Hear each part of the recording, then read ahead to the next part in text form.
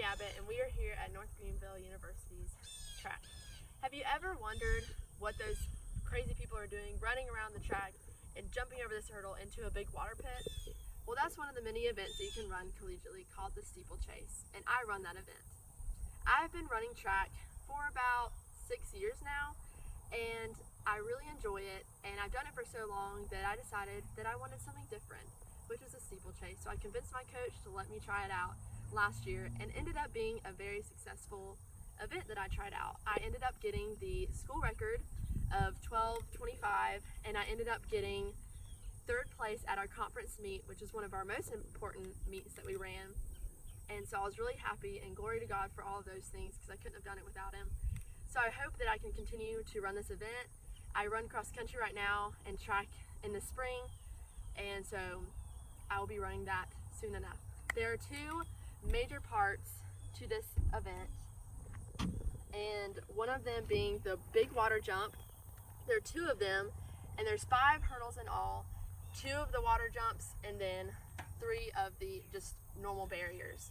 So I'll be going through how to jump over the barriers into the water pit, and then just the barriers plain. The water barrier has 3 major parts that you want to look out for: the approach, the takeoff, and the landing. The approach will start about 10-15 feet back.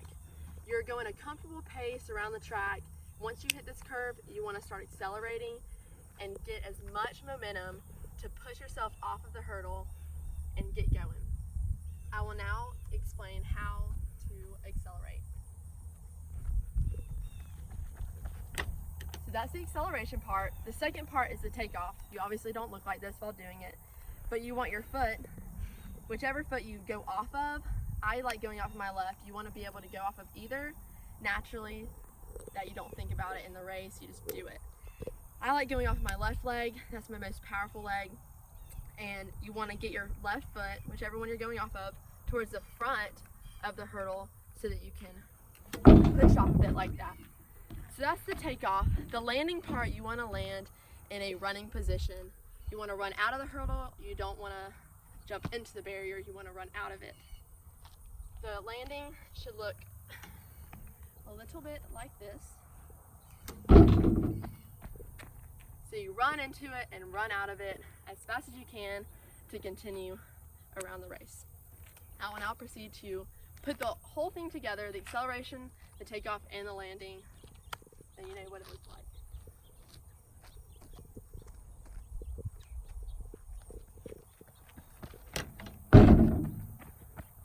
There's the water jump, the takeoff, and the landing.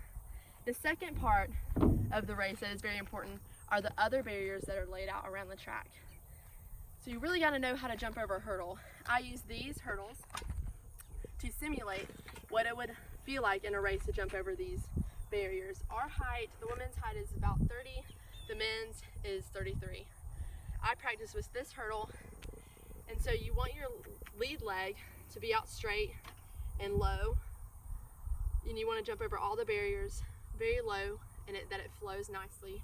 If you jump over it and you stammer over it, kind of like that, and just jump over it, it's going to look choppy and it's going to slow you down, and you're not going to flow nicely and go around the track super fast. Your other leg should go like this and around. It really focuses on your hips. You want your hips to be out straight, and you want to have a lot of mobility to go around it and still staying low. So the lead leg and your trail leg. I'm going to put it all together for you so you know what it's like to jump over the barrier.